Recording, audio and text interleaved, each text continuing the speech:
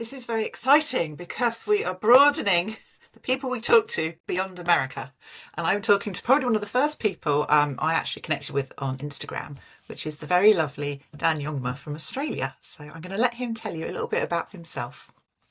Thank you very much, Jen. As we were saying before the recording started, it's so wonderful to finally jump on a call after we've been messaging on Instagram for so long. But a bit about me, I've been doing verticals since they started being produced in Sydney, which was February 2023. It was the first one that I just got lucky to jump on. Before acting, I was an accountant.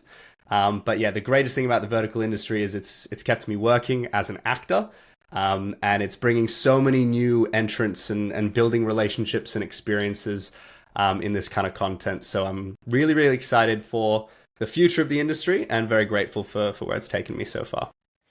So the obvious question after that is like, where did we go from accountant to acting? What happened? What happened?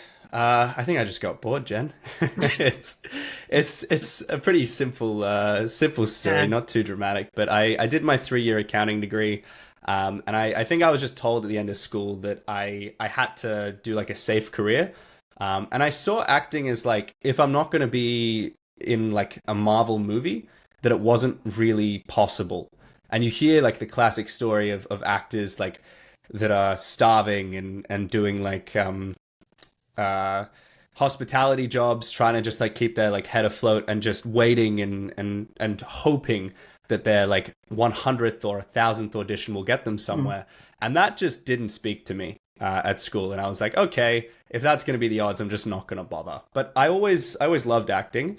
And I did theater in school, and that was like the happiest moments of my schooling like time was when I Mm. was like on the stage performing.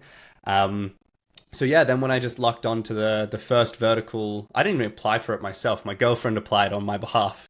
She sent my headshot to a casting director just off like a Facebook post. This was before anyone even knew like what verticals Mm. were because it was like the first one. And yeah, then they were like, do a self tape, and I didn't know what that was either, but I gave it my best shot. And they took me, and the rest is history. So I didn't plan on it, but so grateful that it has happened. That's amazing. So if your girlfriend hadn't seen that and sent that, you potentially would be in an office Yep. somewhere. Yep, Wow. I would That's still be typing, and I'd be waking up every morning and hitting the coffee and not being too pleased with how my life was turning out. But yeah, just in I cannot say enough how grateful I am for this industry because it has, I mean, it's changed my life, changed many other people's lives that I've spoken to as well for similar reasons. So it's awesome. so your first vertical was A Matter of Sin and Love, Yeah, which I thought was European when I first saw it because of the way it's shot. It's kind of interesting. I thought it was, and also I think I probably saw your name as well and thought, oh, well, that's obviously a European surname. Um, but just I think because of the light and just the sort of the mood that's cast, it felt almost more a bit more indie movie than the kind Hmm. of more soapy vertical. Is that your feeling when you look back on it that it has got a Yeah, slightly I different mean, vibe? I never considered it that way, but I think you're absolutely right. There was always something different about it. I recently, in the last week, was putting together a fresh vertical showreel. And previously, my showreel was entirely from A Matter of Sin and Love, just because that was like the only footage that I could get at the time. But you are right in that it is shot differently. And I do agree with you. It is kind of European in the smoothness of the shots. Um, in terms of why, I think that's literally just because it was the first one. Mm. And I think the industry was still kind of figuring out where they wanted to go. And pretty soon after A Matter of Sin and Love released, it was the second vertical released on the English version of Flex TV. So like Mm. literally right at the beginning of this industry kind of blowing up. But I think it was from that point, pretty soon after, I think like 3 or 4 months in, the industry kind of just solidified on how we shoot verticals and the way that it's cut. Like it very much kind of just hit a point and then it stuck there for like a year or so. And now we're seeing like a bit of an influx in creativity. We're seeing diversification in budgets, and also like in terms of the caliber of certain verticals. But in the beginning, it was just produce content for the sake of having something on the platform. And I think to that end, it was they didn't really worry too much about fitting a certain form, But now it very much seems like they've got the data and they're looking at just kind of copy paste with a little bit of extra creativity. So you did that, and then you do. Is it correct? The next one was Isle of Conquest, No Man's Land. Is that the next one that you did? My next one was it was retitled to Mr. Johnston, Don't Torment Her. So that was also for Flex TV. Didn't really do that well, I'll be honest. But yeah, then I had a few months off where I considered, because I went kind of back to back, where they just brought me back to that second one, and I was like, okay, great, I can make a career out of doing this. Let's keep going. But then I remember, and this is me thinking back nearly 2 years ago, but I do remember having a period right after that between Mr. Johnston and the Isle of Conquest where nothing happened. It was like 2 or 3 months, and I started applying to like accounting firms again, and I was like, oh well, that was fun. That was a bit of a break from the norm. But yeah, then we did Isle of Conquest, and I think from that point it's been pretty regular with only like a little bit of break. Booked and busy, and very, very happy about it. So I do want to talk about Isle of Conquest because it's so different if people haven't seen it. I kind of possibly slightly unfairly do it as like Hunger Games survival on an island. It's kind of a game show, you're on an island. Yeah. And also for me, it feels quite unusual. And there's obviously a lot of outdoor shooting for Vertical, which at that time felt quite different. How was that to film and make? It was an interesting shoot. The biggest problem with production was that we shot in, and these names may mean nothing to you, but we shot in a place called Newcastle, which is about a 2-hour drive from where everyone was based. And production made a decision not to kind of like house anyone, which is a fair call, but they didn't tell us we were shooting in Newcastle until like the day before. So then we have a 2-hour drive there, 2-hour drive back. And initially, that was really rough because it kind of extends what's already a full shoot day outdoors, like in the sun, and the Aussie sun's like pretty aggressive. And then it extends that because you're adding kind of 4 hours round trip as well. But it basically just solidified the relationships between the cast. And one of the biggest challenges in verticals is building quick chemistry with your cast members, because often you're asked to just kind of jump straight into it because they're performed like very quickly. You meet someone, it's like, hi, oh, you're my mother? Okay, great. Let's pretend and make that real. Like it's not an easy thing, especially with like relationships between characters, things like that. But I made a lot of very good friends on that shoot that I still keep up with, and I've done many more shoots with them since then. So one of the beautiful things about that shoot was that the cast really came together because we had 4 hours in the car every day, where you might as well talk and get to know each other pretty well. So I don't think that was the intention of shooting so far away, but we certainly made the best out of it, and it turned out to build some pretty good memories. So I just wanted generally then to talk about the Australian vertical scene, because the feel is that, you know, that's pretty early on that they were already making something there. And it feels like Australia, I'm a Brit, as you can tell. I really think that Australia's kind of ahead and sort of got on this a lot earlier, and I think it's a lot more developed. And I feel you've probably got quite a lot more. Would you say you've got quite a lot more production companies working there now? And there is a really thriving scene in Australia. How would you sum it up? Thriving, I would say it hasn't thrived yet. That's my opinion, but I only say that based on comparison. So what I've heard about the LA scene, and I may be wrong here as an Australian, I'm just going off what I've been told, but I'm told that in LA there's maybe anywhere between 30 and 50 verticals being produced concurrently. So between all the apps, there is like 30 to 50 productions going on. In Australia, it's picked up in the last, like since January, it's really picked up. So now we've got maybe like 2 or 3 happening concurrently. But when you compare that to like 30 to 50, that's a big difference. So I think there's still a lot of space to produce in Australia. I haven't really looked at the budget side and the expenses from production, so I'm not sure how feasible it is kind of on the whole with all the costs and everything, because at the end of the day, it does very much come down to the financial argument. But I have seen an increase in people going from Australian film, so like the standard film scene of like horizontal film, moving from there into verticals. That's been a big shift in the last like 6 to 9 months. a lot of people who are starting to kind of make that crossover. And I think that that is what is driving the increase in productions. As I said, like in the last like 3 months or so, it's really started to pick up.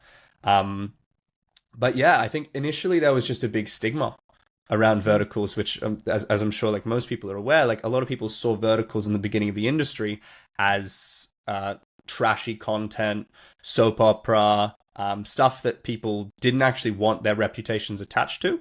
But I think now we're seeing like a big shift where it is becoming mainstream, which I'm really, really excited about. It's a really awesome thing.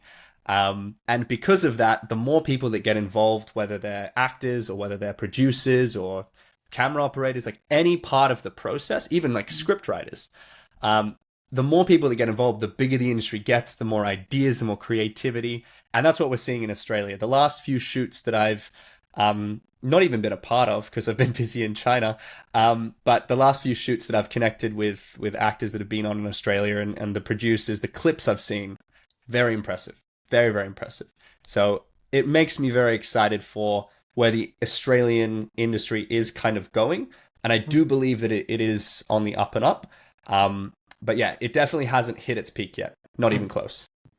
So do you think there's that sense that there's in Australia that I know that people have talked about when I've connected with them in America and the UK, that, you know, basically film acting has been really tough. You know, Hollywood isn't commissioning as it was. You know, people have talked to me about writers' strikes. Obviously, theatre is really tough just to finance and bankroll. And when we have it in the UK, a lot of stuff will open and not run for long. Is that kind of similar in Australia? And is that a sense of it's a rare bit in media that's actually in growth at the moment? Yeah. Yeah. I think everything that you kind of just said is very much true for Australian entertainment. I think there's still things happening, and especially given that we have like in Sydney's like probably the biggest in Australia, the biggest area, in terms of like we have like drama schools and quite a few of them that are constantly putting on kind of like little projects. But in terms of where we have in kind of the professional sense, we'll have the occasional like feature film, maybe on the Gold Coast, around the place, but it's much like smaller than LA. But I do believe it is very similar in that it's very difficult. And this is kind of what I was saying when I was talking about why I didn't go straight into acting after I finished school. It's very difficult to go from like a student film, which you're acting unpaid, you're just doing it kind of like as a passion project, to then going on to like a TV studio or like a feature film, anything like that. Like that's a massive gap. And I think that is one of the biggest problems, that up the top, there's not a lot of space. And in order to prove yourself, if you're not already there, it's virtually impossible. But verticals are sitting kind of between them, where actors and crew, like everyone in the process, is able to do paid work, build the network connections, practice their craft, get credits. Like it really is filling that hole that has been sitting, like that gap between what used to be professional and amateur. It's sitting right in the middle, which is a really, like, I think much needed. Like I'm surprised it hasn't happened earlier, because it's these things I'm describing about the film industry, like they're not new really. Has always been that kind of massive gap, but very, very cool though. It's a great thing. So then I want to talk about, I think probably some of the main roles people are going to know you from are some of the shows that are on Real Short. So in particular, Accelerating Love and I Hired a Billionaire Manny. How did it come about, sort of being part of those? Well, the interesting thing is that they were shot the same as any other vertical. I think the biggest difference was behind the scenes, and maybe I just didn't realize it at the time. But it wasn't the way the contracts work is Real Short hires a producer in Australia. They don't have like an in-house producer. They just have an outsourced producer, and that producer produces it and then gives it back to Real Short. So that's kind of the contract process. So for me, like whether I work for this producer working under Real Short or if it's the same producer for a different platform, I think the biggest difference is in the edit. I think the edit makes a big difference. And from conversations I've had with a lot of actors, and we're not editors, so it is a comment on someone else's craft, but often sometimes when the budget is too low or the timeline is too fast, I believe the editors are not given enough time to go through the creative process and do like good stuff with the edit. And sometimes, like, I don't think it's their fault either. Like, I respect their skill and what they can come up with. But if they're given too short of a deadline, and a lot of these verticals are run on micro budget as fast as possible, that happens sometimes. But I think Real Short really does focus on quality in the edit. And that is like a huge thing for verticals. So that'd be the biggest difference. But like I said, that's nothing that I've personally experienced. The set ran pretty smoothly, but like the same as any other vertical set. So with Accelerating Love, obviously you play a racing driver. Now I'm a massive Formula One fan, so I rather enjoyed the fact that your character was called Luca Hamilton, which I think is a nod. A little bit of a nod. Driver. Yep. I just wanted to know, like, do you follow Formula One at all? Were you kind of aware of that? Do you have a favourite team? I don't. No, I'm a bit of a faker there. But my best mate does, and he follows it all the time. He's up at all hours watching these things. But if you give me one moment, I'm gonna show you something pretty cool on that topic. So give me like 10 seconds. I will be right back.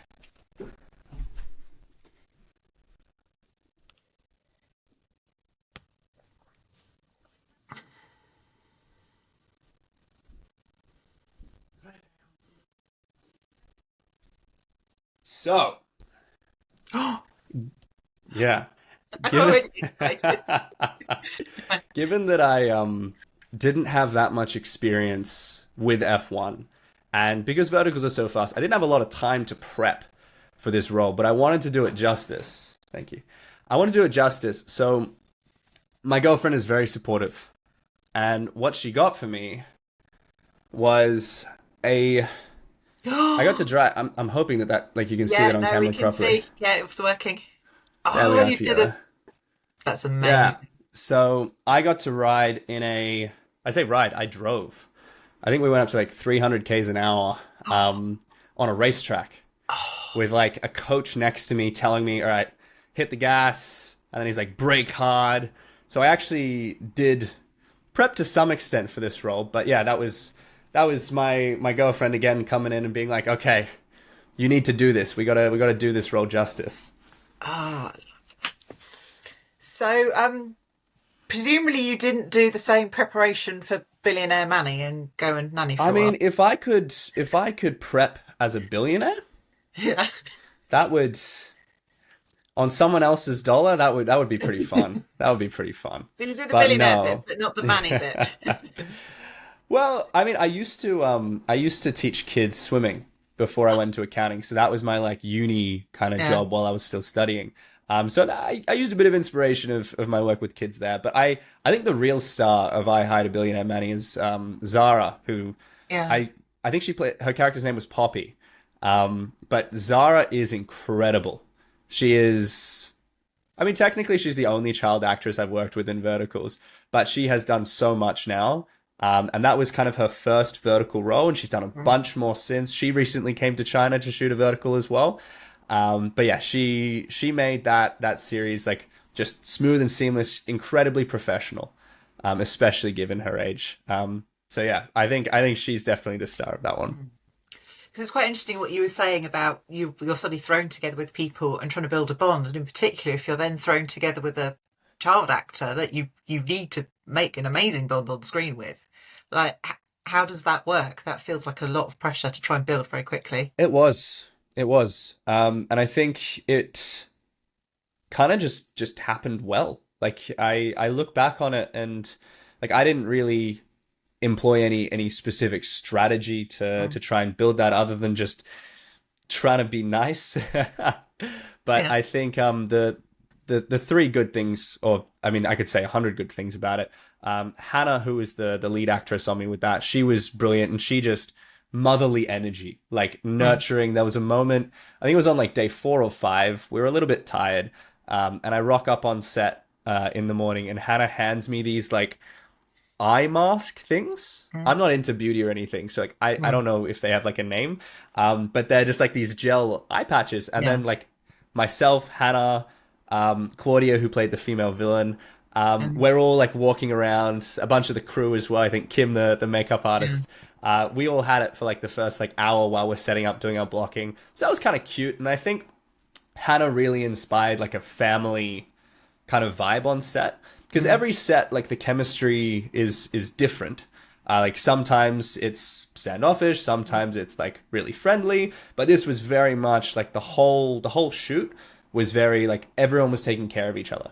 And I mm, think that turned the shoot into more of like a family oriented, just like a really caring kind of environment. And that really helped, I think that really helped the development of that kind of chemistry between Zara, Hannah, and myself as kind of that family that's coming together by the end. mm. So, I have to ask, because you've talked about billionaire, the suits. How, do you have, like, do you provide some of your own? Because some actors have said they do. Is it provided on set? Are you used to your billionaire wardrobe yet? Well, each producer's different. So there's been a few times where you'll see like, and I think you might have posted about this a little while ago. Like there'll be one dress that appears in like several different verticals, and it's kind of like a little Easter egg, which is always fun. So those kind of dresses or suits would be part of costume. Mm, It kind of just depends. Sometimes I'll offer, like especially mm, for me in Australia, I like to wear my own shoes. That's my mm, thing. I'll bring my own shoes and my own belt because that I feel like needs to fit. If the pants are a little bit big, my belt fixes it. If the jacket kind of like is a little bit smaller, a little bit big, you can kind of get away with it. Doesn't need to be perfect. But yeah, shoes and belt are the main thing that I like to provide just because I'm more comfortable. But yeah, when I'm shooting in China, they do everything. Like they prefer mm, not to have me in my own shoes, which mm, was an adjustment when I went over there. But that's how they mm. operate. So yeah, it really just depends on the producer. Sometimes I supply a suit or two. Sometimes nothing at all. They've got everything. So we've seen you as the hero, okay, and then, and then, yes, I can't remember the exact name. It's something about a mogul, isn't it? Mogul's lost love. Uh, Reborn to find I am the mogul's love. Wow, I think that's your best performance that I've seen so far. I I'm the most proud You of that performance. go to the dark side. I think it's fair to say. Um, and I think there's several things. First of all, you go to the dark side, but it's not, I'd say it's not a straight villain role because the character, the way you play it, there's obviously, we know how verticals work. There's been quite a few versions of this story out there. And one of the things I think that's a challenge is trying to explain why the female lead was obsessed with this character Yeah. and was in love and did follow him for a long time, even though he's obviously taking advantage. And it's not a spoiler to say he kills her. Um, It's in the and I trailer. think you're the first one that I've watched, and you're like, okay, yeah, you can see why she would have been with him because you bring a charm to it, which I think is absolutely vital, makes the whole story work. And then obviously the story is basically the female lead then slowly turning the tables on you. And there's so many brilliant moments. I'm going on because I'm excited about this. But obviously there's a lot set on this fantastic yacht set. And just things of just the reactions you get to do. And then she won't give you the keys to the yacht, and then you're on the yacht, and then things happen. Can you just talk more about it? Because I love it so Yeah, much. I have so much to say about this. Yeah. I worry that you've given me so much freedom in my reply because I could just keep talking. So when I drone on too far, just you let me know, Okay. Jen. But no, I think the first thing that you mentioned was something that I very much focused on and was a very intentional thing with this character.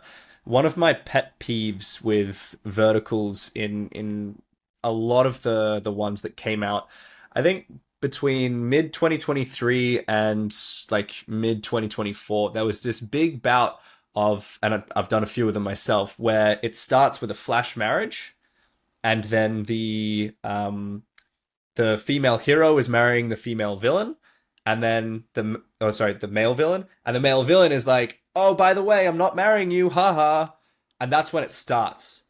And then through the whole series, the villain is just this kind of simplified Disney, I'm gonna get you kind of like villain. And it's very, it absolutely leaves the viewer with the question, like, how did we get here? Like, what was the lead up? Like it doesn't make sense to thrust us in there, because how would you ever write a prequel to that? But the beauty of this particular story was that we start 5 years later, and then we come back to the present, and so the entire story is basically the prequel, which was a brilliant opportunity to then rewrite the beginning of how verticals kind of get to that crisis point. So I really wanted Ethan to be still have his villain character, but to have that charm, to have that charisma, and show that you actually can get manipulated through. Like if Serena, I think the original Serena, before she goes through everything, her character has very low self-esteem, and she kind of just accepts everything because she thinks, oh well, everyone else is going along with it. I guess this is how it should be. And I think that's something that is really important to Serena's character, and Liv did very well in. But yeah, absolutely. Like as Ethan is kind of just dropped in this point where Serena changes overnight. And this is what I was getting at in the Instagram reel that I did, the little satire from Ethan's perspective explanation of what he's done. But like, he is shocked, genuinely, because he thought everything was fine, and genuinely to him, in his timeline, he didn't do anything wrong. It's just the way things have been, and suddenly she's taking a stand. Like, he just needs to put her in her place and move on. So it was a really interesting character to play, because it's not new to verticals that you have that 5-year forward and back. And as you said, there's been a few versions of these that have come out from different producers across the world. But it really was, I recognized that opportunity of, this is a story that is basically the prequel to the crazy crisis point. And that was the very exciting part of the script to me. And I'm glad that it translated. I'm very, very happy that that it came across well. That's very flattering, and I appreciate your comments as well. One of the things I liked as well is there's that story has a scene where they go to either a restaurant, and in your version they go to a yacht, and there's this thing that everyone's very impressed, and then obviously Ethan thinks she's going to pay the bill and she doesn't. But I really felt that you all lucked out with filming on that yacht, because I think that's genuine, just everyone coming in going, this is amazing. How did it come about, filming on a yacht? Well, I mean, that's a question for the producer.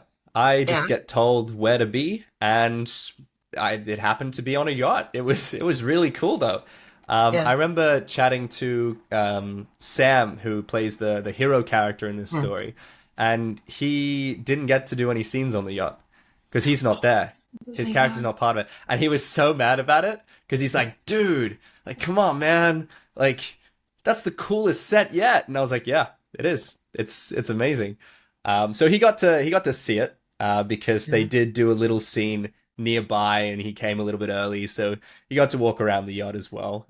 All was not lost, but yeah, no, it's the only yacht I filmed on in all the verticals I've done. And yeah, then without spoiling too much, the push. I don't think we're spoiling too much. Yeah. That was a cool experience as well. Like, it's not every day you get to do that. And that's one of the fun things about being an actor. Like, you get to inhabit someone, especially as a villain. You get to just play and inhabit someone that I would never be. Because I mean, we all like to live a good life and try to like respect others. To push someone off a yacht into a harbor maliciously, that's not something I'm ever going to do in my life. But I got to do it, and that's just cool. Just like the child in me was like really excited. It's I've got a bit obsessed with the water-based stunts in verticals, and you get in the stage, particularly in LA, you recognise the pool and you're like, well, someone's going in that pool. This is another level. So we're not talking the swimming pool, we're talking, is my right, Sydney Harbour? Yeah, middle of it. And we had safety people, additional boats around. Yeah, it's like that's in the middle, and you're like, genuine worry. Yeah. Thankfully, as you said, the hero was prowling around, even though he wasn't on the yacht, and goes and saves. Yeah, the interesting thing is that, because there's obviously a scene after she's in the harbour that she gets pulled out by by Sam's character. I think his name is William in the series. Yeah. So William pulls her out, and that was filmed in a completely different location. And that was kind of like near a beach, so it's like it's not in the middle of the harbor at all. But like the actual push, like she went in the middle of the harbor. Like that was really intense. Did the actress do that herself? Yep. Wow. Yeah. Okay. She's good. She's good. She's committed. That's amazing. Nah, yeah. She was brilliant. Very, very brilliant. Yeah, sorry, I was like, wow. So yeah, obviously that's a fantastic vertical. How was it as well? I wanted to ask about working with the actress who plays your mum, because I'm always fascinated with that, with these kind of villain origin stories. And I'm like, well, yeah, the mother kind of really enables Ethan, doesn't she? Yeah. It's like, well, it's like, what chance does he have? If that's how he's been brought up. It's how he's raised, man. Like you can't blame him. No, Justine was brilliant. She's got a beautiful, like classy, very elegant vibe. And she's beautiful as well. But I really liked what she brought to her character of she kind of like, she's playing a maid, but she's gorgeous. And she's able to kind of like use that as a bit of use that as like a power almost, which I thought she really brought to that role as well. While also, like in the grabbing the keys scene very early on, where she steals the keys back from me and gives them to Serena, she played both sides really nicely, I thought, where she's able to be very like calculating and conniving with me, but then when Serena called her out and she knew that she'd lost, her character like was able to show that maturity. And I think this was like part of her being the mother character. Ethan doesn't have the maturity to know when he's lost, not at all. But she was able to take the keys from Ethan and be like, all right, yeah, fun's over. Like I will live to fight another day. So I thought that created a nice contrast between herself and Ethan's character, because it shows that she actually does have a little bit more experience in doing these scams or like schemes.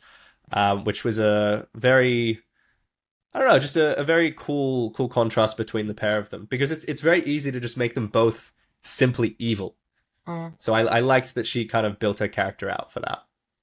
Because there were two bits that I was just thinking about this I really liked. So there's an early scene when Serena is talking. So I can't remember the character's name, but your mum. And basically, the mum... I don't remember her name either, but the actor is Justine. Yeah, she's just sat on the sofa on her phone, and Serena's like, why aren't you working? And then there's just this force of, well, I'm doing this. And I think that really works in vertical, because in a sort of lazier writing, it would be more of a, there'd be a slap or something. But actually, it's much more powerful that it's just like, I'm not doing that. And then you can see that Serena's just like, I don't know what to do now, because this person isn't moving. And then I think there's another scene where it has that as well, where Ethan, I love this, the seal, it's all about the seal, isn't it? So but in that office where there's basically you're trying to get the money, aren't you? And you've got a seal. Yeah, again, in the lazier writing, it would possibly get a bit violent of like Ethan hitting someone, but instead it's much more about the force of personality of just Ethan, like, this is happening, I am making it happen, how dare you even insinuate that this wouldn't happen. Did you enjoy being able to bring that, and that I felt it had a lot more than just hitting someone? Yeah, and I mean, it's, as you say, it's very easy to just hit someone and be like, wow, tension, violence. But I think with Ethan, one of the more powerful parts of his character, and this translates into the plot and tension, is you actually don't know what he's gonna do and what he's capable of, because he doesn't until kind of the end get that violent at all. And even in the end, like, I think there's like, maybe he slaps her once, I don't quite remember, like right at the end, when she's all like locked up in the basement and bound and stuff, but like he's not violent. And because of that, like, you don't know what he's planning. You don't know whether he's like got already things signed or something going on. And I think that creates room for the viewer to think. And so often in verticals, everything's in your face and like we'll tell you everything. Like we'll just exposition all of the character's backstory. We'll just explain it to you about 5 times over. But I think that in this particular series, the writer and the editor as well had a lot of trust in the viewer, in that you will, and I guess trust in my character as well, that you'll be able to find interest in things like my character's mother, Justine, sitting there and doing nothing. And it creates space, but that space is for you to think. So it's a risk because it is a balance. Like verticals are designed, at least in the basic sense, as as escapism. So it is, you want to just be able to watch a vertical, carefree, not looking for like super deep themes, not looking for controversial topics. Like they're not really designed to change the world or change your opinion on things. And they're kind of just designed to let your mind turn off for a little bit. So I think this is a cool shift in the industry that we're starting to see, and I hope that we see more of it, where verticals move away from the escapism, and there's still room for that. Like I still hope that we produce more of those, but I think we're seeing an extension of that into letting the viewer think and be part of the story of, oh, what is he planning? What is he going to do next? Because if you know that a character is violent, they immediately become like very one-sided, one-dimensional. It's like he gets angry, he hits someone, he gets arrested, that's it. And there's a place for those. Like those characters have a place, but I prefer to play the characters with a lot of depth like Ethan. Like as I said before, he's probably my favorite character I've played so far, if I had to pick one. And then I feel we're slightly robbed at the end. We don't get quite enough of a weapons. I know. It made me so mad when I read the script. I was like, but where does he go? I think it might be loosely mentioned he's in prison, but we don't see it. And I mean, we can give the viewer a little bit of an imagination of how it happened. Like we can maybe assume it. I think it is mentioned like briefly in that final wedding scene. That you'll go into prison like Ethan, but like he's just explained away without a second thought. So I was disappointed with that as well, personally. I think given the size of his character and his investment in the plot, like how much he contributes to the story moving along, I thought he deserved like a climax moment where he's, I don't know, dangling off the edge of a cliff, metaphorically, or maybe legitimately, who knows. But yeah, he just disappeared, which was sad. But yeah, that's how it was scripted from the beginning. That wasn't any production issue or anything like that. That was just how it ends for him. Good, being dragged away. There's always some quite good villains being dragged away. I would have gotten away with it if it wasn't for you meddling kids. Like a Scooby-Doo villain moment. That would have been like justice for his character. The other thing as well is I do think that leaves us in our imagination. There's a sequel, isn't there? True. Because he will have talked his way out of it, won't he? Could He'll have be. got out of prison. He'll be out. He'll be doing things. I hope so. He never was in prison at all. We never saw it. It's maybe someone was lying. Maybe it was a doppelganger. I hired someone to go to prison for me so I could keep scheming. And while you were too busy getting married with your love interest, I was out there stealing your company. There's space for it. Who knows? The ideas are popping. Yeah, we could make that happen.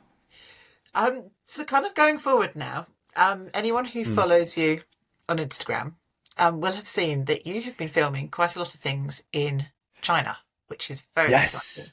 So can you talk a little bit about how that's come apart and what the experience is like? Yeah, absolutely.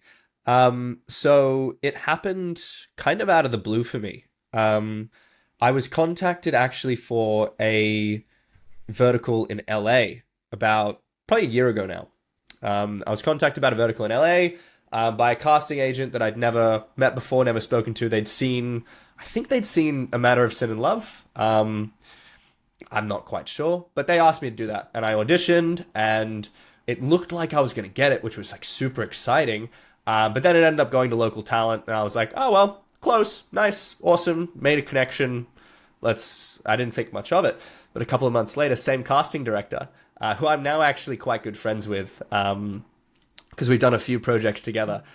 She messages me again and she's like, hey, sorry we didn't get you for the LA one, but do you want to film in China? And I was like, that sounds pretty fun. We'll give it a go. I actually wasn't the first Australian to do it either. With a different production company, different casting person, I had seen one of my acting mates go to China, I think 2 months prior. So I reached out to her and I was like, hey, what was your experience like? She was like, yeah, it was fun, long working hours, but like, cool. I mean, it's exciting to get on a plane. That was one of my bucket list items. Ironically, my bucket list item was just to get on a plane at all. So I was hoping maybe there were a few medicals in Melbourne at the time that I was like, oh, maybe they'll bring me over and put me in a hotel, and like that'd be like such a celebrity kind of treatment. Like that's really exciting for me as an actor. But to go to China, like a complete other country, so super, super exciting. But beyond that, then once I self-taped and then they were like, all right, like we want to take you. I was like, wow. Like I was super, super excited. And then a little bit scared. I won't lie to you, a little bit scared because going to another country, getting on a flight, I'd never met any of these people before. I didn't know any of them. I did as much due diligence as I can, but like there's still that little voice in my head of like, oh, what if it's a scam? What if I like get on the flight and then at the airport something happens? Like, I don't know. You know what I mean? Yeah. So I was a little bit scared, but I kind of braved it, and I brought another Australian actress with me on the same project. So it was a little bit of a like, hey, I'm going to do this thing. I don't really know if I trust it, but do you want to join me? And then we went with it. Strength in numbers, you know what I mean? So that gave me a little bit of extra confidence in it. But all my fears, as soon as I landed, all my fears were gone. They greeted me with flowers, which was such a nice thing. Like I've never had that before, like walking onto a set, and it was like literally at the airport. And they were so kind. They're like, oh, would you like us to get you a coffee? You must be tired. It's a long flight. And that was the tone for the entire shoot. Like they treated myself and the rest of the cast like royalty. It was, I had the biggest imposter syndrome of my life because it was just the greatest experience ever. And then to be filming in another country, to meet actors from LA, like that was super exciting. So I met, I think there were 3 actors from LA and then 1 actor from Korea, who's originally actually from the UK, but he's been living in Korea for the last like 6 years. So just a crazy experience the whole way through, but very, very fun. They treated us brilliantly. So while you were out there, how many projects did you make? First time, 1. Second time, 2. Third time, just the 1. But okay. I am aware of many people that are doing several.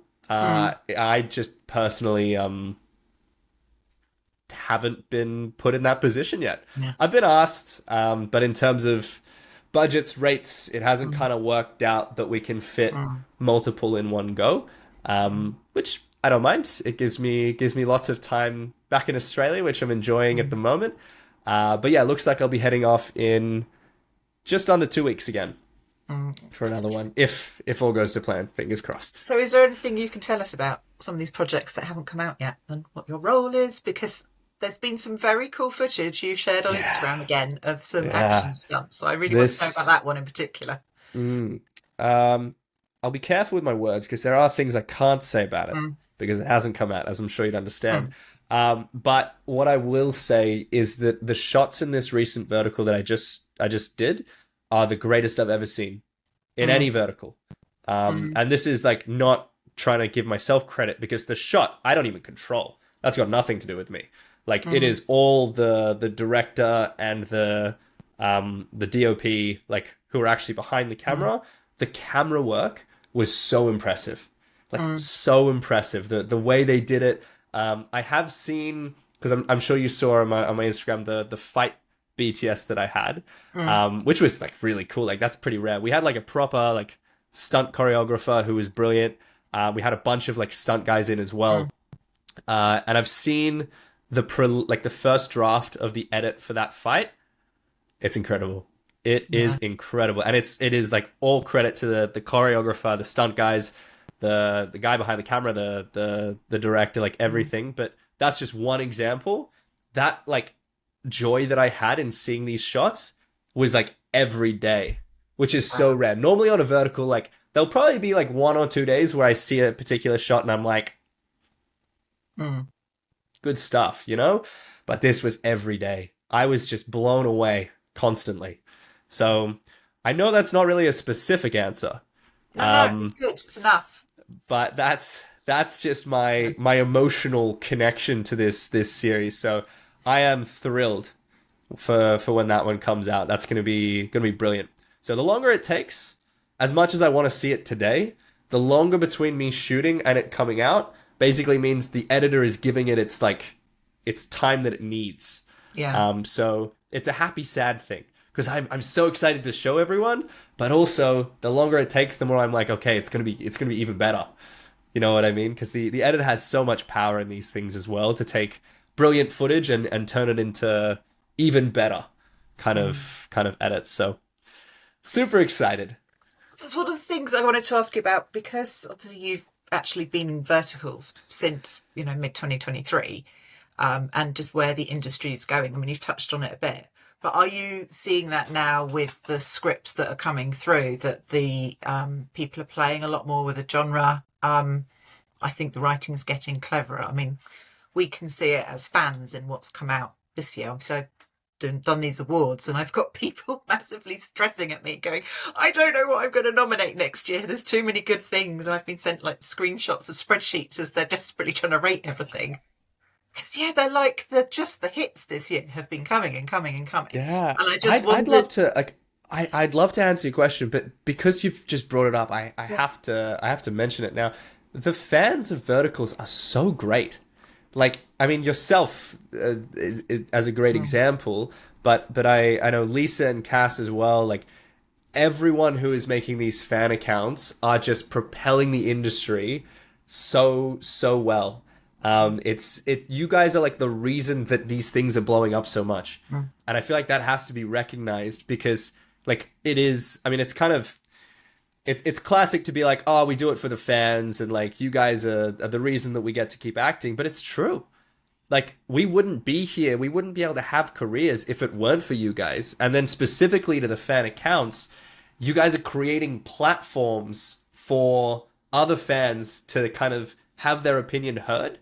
And I'm personally just someone who is like wanting to keep my finger on the pulse, see kind of what you guys are saying, and I'm writing a script at the moment, and a lot of the feedback I've seen like on your page has inspired some of the decisions I've made in that script. But I think the brilliance of the fan accounts is like you guys are actually have so much power in shaping the industry, and that's just a brilliant thing. So sorry for the interruption. It's all right. Yeah, it's as you were mentioning kind of the fan thing, I was like, I have to say it. So yeah, that's one of the goals. But are you seeing it in the scripts and what's coming through? Are you looking at them now and going, yeah, this is new, this is different?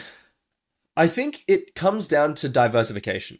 Because even as large as Hollywood is, and as long as Hollywood has been out there, you still get bad scripts. Like, you still get bad movies. You still get kind of like stuff that where it comes out and you're like, who signed off on that? You know what I mean? But that said, I think on the whole, looking at it, I don't want to anger anyone with any specifics. I'll say that. I'm quite happy. You can, right? Like, what happened? How many meetings did that go through? Yeah. Yeah. No comment. Carry on. Sorry. But no, what I kind of want to get at is on the whole, in general, I do agree. And I think that there is a lot more creativity, as I was mentioning earlier, a lot more thought. And I think what you said about the scripts becoming more clever, I think that is definitely seen. I think the beauty is when you get, like, all it takes is one. That's the coolest thing. Like, on the whole, they're definitely improving, in my opinion, in terms of the like the intellectual nature of the scripts and the creativity. But all it takes is one like really awesome project that everything goes right, where it's got enough budget, the script is awesome, the cast is like well suited to the roles and like dedicated to actually like doing good performances. You've got a director that cares, you've got like switched on crew, you've got an editor that's like really passionate. Like everything has to go right.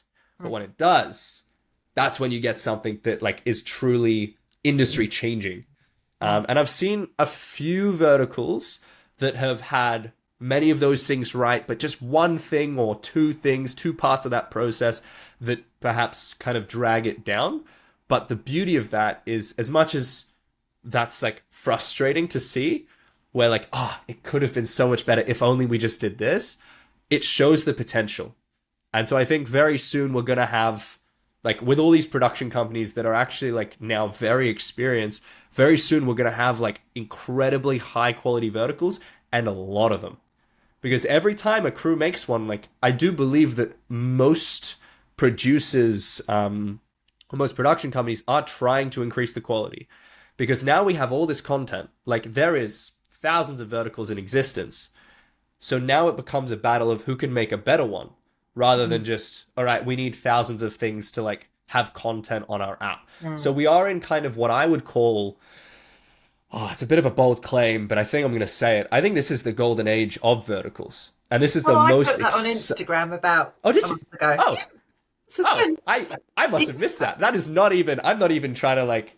Yeah, you can have that. That's fine. Oh, no way. Yeah. Well, age. you beat me to it. I guess I'm more confident about making that statement. Yeah. But the reason why I think it's the golden age is because actors, writers, producers, we all, even like fans, we have the ability to literally shape the future of this industry.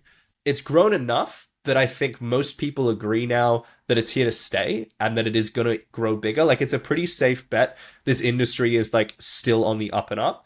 And because of that, like we can literally shape the future. And that is so exciting to me. Yeah, I don't even remember the question that you asked. I'm sorry, I went on such a tangent. You led on perfectly to what I wanted to talk about. Because obviously, you're not just acting now. Yes. So you're someone who's obviously been in this industry since the beginning, seen all the possibilities. You've mentioned you're writing a script. I also know you're looking at producing. I know, so you know, directing, and you've also mentioned casting. So could you talk a bit about all of that and how you're getting involved in the wider aspects of the industry? Yeah, absolutely. I'd love to. So I think the idea kind of sparked based on my relationship with casting directors in China to start with. And I found myself in a position where I'd worked with a bunch of Australian actors. And then when I went to China in December, I managed to like build like quite a strong, close relationship with a lot of like producers, casting people over there that I'd met. And they then started asking me, oh, hey, I don't know like the Australian scene, but I mean, you're an Australian actor, so could you recommend someone? And then I recommended someone and I was like, great, they got the gig. And I was like super happy for them. But then that sparked an idea where I was like, okay, like that's part of the industry that I kind of helped with. So for a while now, I've been assisting just unofficially, like not even as a job. I'm literally just like messaging all my like Australian actor friends. And because like the industry in Australia or like in Sydney is like quite small, we've pretty much all worked together already. Like, unless someone's just getting into it and they're doing their first or second vertical, like, not only do I know them, like, we've worked together for several days. So I've got a good vibe of, like, will they fit this role? Will they fit that role? And so I basically built this Excel spreadsheet of contacts, and then I just sent them to China. Yeah. And so my very close casting director friend in China, I was like, here's, like, 50 Australians that are, like, experienced in verticals. Bring them over and have fun. And because, like, again, the Sydney space is so small, a lot of the Australian actors are looking for work. And now with, like, there's been a massive increase in production in China, Australia and China, like, have a pretty, like, nice relationship. So it's become this beautiful relationship that I've fostered. And then from that point, I was just like, all right, let's take it further and I'll just do this, like, as an actual thing. So I started telling people I was a casting director, even though I kind of wasn't and I was just helping with casting for fun because I just wanted to help promote my friends and then help my other friends on either end just make those connections. And then it was actually Cass who received a request for a casting director in Australia. So Cass runs another fan page. And she then forwarded that person to me, and now I'm their casting director. And so I'm just doing what I was doing before, but now in an official capacity. So it's been a cool, like, it's just been a cool, like, shift in my mentality of, like, okay, sure, I want to be an actor, and that's, like, my primary goal, but I want to be just involved in verticals. Like, I want to be part of this industry as much as I can and just invest in it as much as I can. So casting is something that, because, as you say, like, I've been in quite a few of these, like, I've seen the tropes, I've got, like, a good awareness and knowledge of what might fit here, how this story goes, because the stories are often very similar. Yeah, casting was kind of like I'm surprised I didn't think of the idea earlier. It took me quite a while before I was like, let's actually do this as a thing. And yeah, beyond that, the writing, producing, directing, that's just because I'm passionate about the craft. Like, I'm passionate about verticals. I'm passionate about where the industry can go. I'm sure that's come across every time we talk about the future. I get a big smile on my face. And yeah, so it's partially that. I think that's like 90% of it. And then the final 10% of that reason, to answer your question, is I like change. I like excitement and learning something new. Even if, like, it's out of my comfort zone, as scary as it can be, it excites me. And so it's like I've done acting, and I'll keep doing that, and, like, every role is different, so that's fun. But I want to learn more about the whole process. I want to understand. And so that is kind of also why I'm, like, looking to swim around into different areas of the industry too. Just kind of finishing off, thank you so much for talking so eloquently about all of that. Is there a way to get more of a flavour of Australia in verticals? Because I think one of the things that obviously stood out is the fact that, it was Sydney Harbour. And I just feel there's so much Australian culture. We've talked about we need a surfing vertical. It's like, do you think that's an option to just give it more of that grounding in Australia? I think it's an untapped resource, to be honest, because the reality is we can produce in Australia. Like, we've been producing since February 2023, so pretty much the entire time this industry's been alive. I don't know when the first one in LA was, but, like, it'd be around that time, maybe slightly earlier. So producing in Australia is not a problem. I think it is the data analytics from the apps. And this is... Okay, I have a bit to say on this because it's there's a few points, so I hope that I explain this in a way that makes sense. The apps are usually run, like, most of the apps are run by data analysts, not by creatives. And the reason why that's important, and that's actually something that has stunted the industry from the beginning, the reason why that's important is because what they're doing is they're taking a existing successful story that has been successful in, like, a Chinese market usually, and then they're producing 10 or 20 different variants of the same story. And that is limiting the originality of a lot of verticals. But beyond that, if you then think about the main market for verticals, I think Real Short stats were like, this is not an updated stat, but the stat that I was told about 6 months ago was that it's 70% of an American audience. And when you, like, hear an Australian accent in film, it is jarring. Like, even, like, as an Australian, like, I hear Australian accents in my daily life, but if I, like, watch something online, like on Netflix, and I hear an Australian, I'm like, whoa, hey, that's not normal, bro. Like, that's, like, I'm expecting an American accent. And I think we've seen a few British verticals, but I think that's because the vibe with, like, hearing a British accent is it gives that sense of, like, royalty, and it gives that sense when you see it in film of, like, Mr. Darcy, Pride and Prejudice. That's the vibe you get. So it does actually have a place. And I think the caricature of Australia is Crocodile Dundee, is Steve Irwin, is that rough and tumble outback bloke.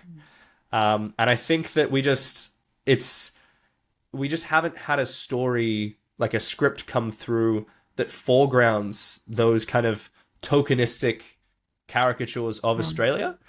Because Australia, same with like the UK, same with America, same with Europe, like it's just a place where people exist. There's buildings. Like most countries are largely very, very similar. Culturally, they might be different, but on film, like it's a place with buildings, you know? But I think that when we get apps, and we've started to see a few of them, when we get producers and apps that go independent, that aren't kind of from data analyst backgrounds, that's when we're going to start to see further diversification in the stories themselves, because an Australian story would be so unique, especially a surfing vertical. Like, that is like insanely rare, and that's like a big part of Australian culture. But I think it is just too far from what the norm is right now in verticals. So it is a big risk. It's not a bad risk to take, in my opinion, but I'm obviously biased. But it's a big risk from a data point because it's untested, and it's very, very far. So it's quite interesting because I'm coming at this as a Brit, so you know we grow up in here. You know, Neighbours, Home and Away, Heartbreak High. That was what everyone watched, and that was the better storytelling. So in my head, I'm like, you need to bring that talent of storytelling, and I always thought, I think the reason British soap operas like Coronation Street and EastEnders are pretty grim and bleak and everyone's miserable, which is why we all watch the Australian ones, because even when there's drama going on, you all just looked happier. It just looked happier in Home and Away, Neighbours. I think the vibe is that it's just sunny in Australia. Yeah. So I think the vibe with the UK is it's just rainy and cloudy all the time. So I think I've got that. I'm hankering after that in my heart, and sort of Jurassic and Heartbreak High and various things. It's like we need that in verticals. So yeah. Tell you what I think. I think the Brits do humor the best. I think comedy is what you guys have an absolute killing on. Would you like to do more of that yourself? Yeah, I would, and I think there's a lot of opportunity to cross the comedy and the villain. I think the way that I played Ethan, for example, there was a lot of comedic moments where it's like, he's squirming. And you laugh at him, not because there's a punchline, really, but you laugh at him because he just continually doubles down and doubles down and doubles down, and it becomes comical. So that kind of comedy I'm very much into. But yeah, I think comedy relies on a good script, and it relies on a very clever script. And that's also a challenge in some of these verticals where you're just given a script that someone was like, quick translation from the Chinese one, and then all right, off you go, good luck. And I think the biggest issue with the translations as well is that often jokes that culturally make sense in Chinese culture don't culturally make sense in like Western culture. And even then, beyond that, like the translation itself, the words that might have a double meaning or like the insinuations, they don't land because one word in Chinese means two different things. But in English, it just means one thing that is completely unrelated to either of those two. So that's also the challenge with comedy based on how these are produced currently. But yeah, when we get original scripts, there's going to be some good ones in the near future, I'm sure. And then final question, I just need to know, do you speak any Chinese, or are you learning? I learnt a phrase, and I hope that I get the tones right, because the tones are so important, and I struggled with it. But I learnt this phrase, 我喜欢这件外套, and it means I like this coat. So I'll show you the coat because I literally have it like right here. So you can't see the whole coat, but I really liked this coat, and this was one of my costumes for the recent shoot. So I asked my PA, I was like, how do I say I like this coat in Chinese? And then every time they got me to wear it, which luckily for me was most days, this was like my character's coat for a lot of his scenes. And every time I put it on, I'd say to the costume lady, I was like, 我喜欢这件外套. Like every time. They found me very funny because like, I don't know. They knew what I meant by the end, but they were very confused the first time because I don't think I said it right. Yeah. But yeah, so I know that. I know 谢谢, which is just thank you. How, which means good. Yeah. A few other little dribs and drabs, but not much. Not much. You haven't started on Duolingo yet, then? I did. I just didn't get very far. I was not dedicated to the learning, unfortunately. But I should get back on it because it is becoming more and more apparent to me that I'm going to be spending probably half my year in China at this rate. Maybe just a little bit less. But yeah, it's awesome. I'm very grateful for the opportunity to fly to another country for a shoot. Like that is literally a dream. Like if I told myself like 2 years ago that's what I'd be doing, I would not believe it. I literally wouldn't. It's awesome. Oh, thank you so much for your time. And I just want to end as well. Basically, a massive thank you to your girlfriend because Yes. clearly, Would you like to meet her? Yeah. Yeah? Would she be up for that? I mean, I'll ask. I don't know. Yeah. I'll ask. You have her to thank for your entire career. Literally, yeah. Love it.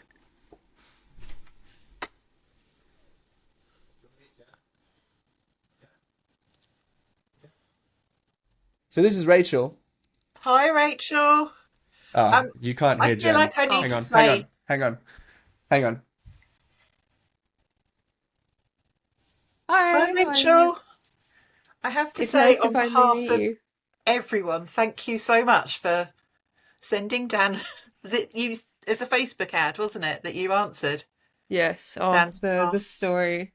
I'm happy that he's mentioned me. So yeah, credit where credit's we're due. so grateful because it sounds like if you hadn't seen that and you hadn't taken action, we wouldn't have had all these amazing verticals with Dan in, and you wouldn't both have this exciting new life. So just thank you so much. I mean, as much as I love giving credit to myself, Dan's done his part in, doing the work and filming the self-tapes and doing all the other things. And I feel like as an actor, but also as someone who's just working in the creative industry, like he just does so much to the point that I'd say 80 to 90% of our conversations just revolve around what he's going to do next, what's happening right now, and what he's done. So like as much as I can give the credit to myself, I feel like he's done a lot by himself to get himself in this position, but I'm happy to be mentioned. I'll take the Oscar speech anytime. Yeah. I also wanted to ask as well, do you watch all his verticals? Okay, this is a sensitive topic because I would love to watch them. I try to watch like the free episodes, but he either doesn't send me the verticals that he's like always in. Like I always find out the ones that he's lead in, but if there's any that he's like a side character, like I still want to see them because I know some of the people in real life and I love seeing the verticals, but I also love seeing the people I know in it. It's just so fun to watch. But yeah, I see most of them. In summary, I see most of them. The ones that I can find by myself, but then I try to find more. And do you have a favourite? Ooh, okay. I feel like The Matter of Sin and Love was really well shot. But in terms of the story, I actually love the Manny one. What's the Manny one? Hi to Billionaire Manny. Yes, I think that storyline wise is my favorite one. And the actors in it are really good as well. I think it was just really well done overall. Yeah. Rachel, you're a superstar. Thank you so much. And have an amazing rest of your day. Thank you for being so kind to come on camera. I'm coming back. No, that's all right. Yeah. You've come back now. While Rachel's here, I'll just embarrass her. Move a little bit to the side. So you see this? Yeah. Oh, no. She hates this. So this is that's a little kind of like painting, drawing, texture thing that Rachel did. So she is building an art career. So she's just started on her Instagram kind of art page. She's done a lot of cool stuff. She made like a clay model of my hand. She's done like a soapstone sculpture that's really like, it's like all different shapes and stuff, but kind of looks like a wave, which is very aesthetic. But yeah, so she does that, which is really cool. And I love to embarrass her. I feel your goal is you need to sneak some of Rachel's art into a vertical. I need to see it in a background shot. I do. Absolutely. When I produce it, I haven't told her yet, and she can't hear you, which is good. But yeah, I will definitely be doing that. Excellent. Thank you so much. You're an absolute superstar, Dan.